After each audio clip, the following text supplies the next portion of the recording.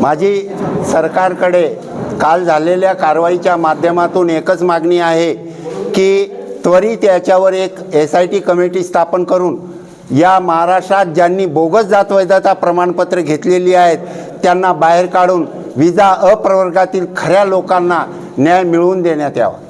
यामध्ये कोण अधिकारी आहेत? याच्यामध्ये बुलढाण्याचे बरेचसे अधिकारी म्हणजे मनोज मेरत आहेत, गुलाबराव खरात सुद्धा याच्यामध्ये इन्व्हॉल्व आहेत।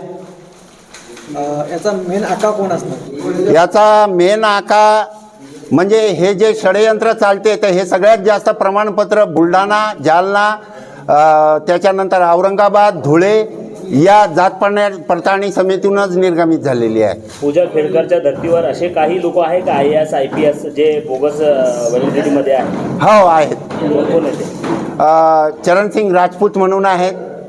त्याच्यानंतर बुलढाण्याला जे अधिकारी होते दुबे साहेब ॲडिशनल कलेक्टर ते सुद्धा बोगस जात वैधता प्रमाणपत्र घेतलेलं आहे।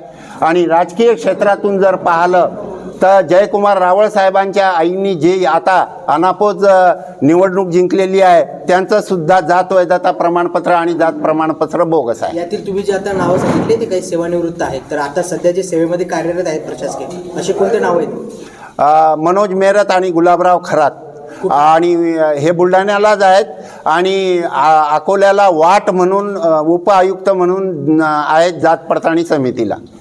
मनोज मेरतने कशा प्रकारे हे भ्रष्टाचार केला आहे काय सांगाल? यांनी सरळ जात वैधता प्रमाणपत्राच्या विक्रीच केलेली आहे। कितीमध्ये कसं काय?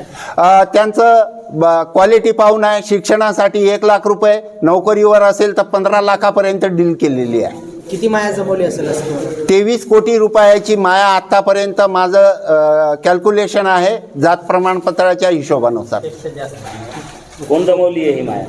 मनोज मेरत। ओके।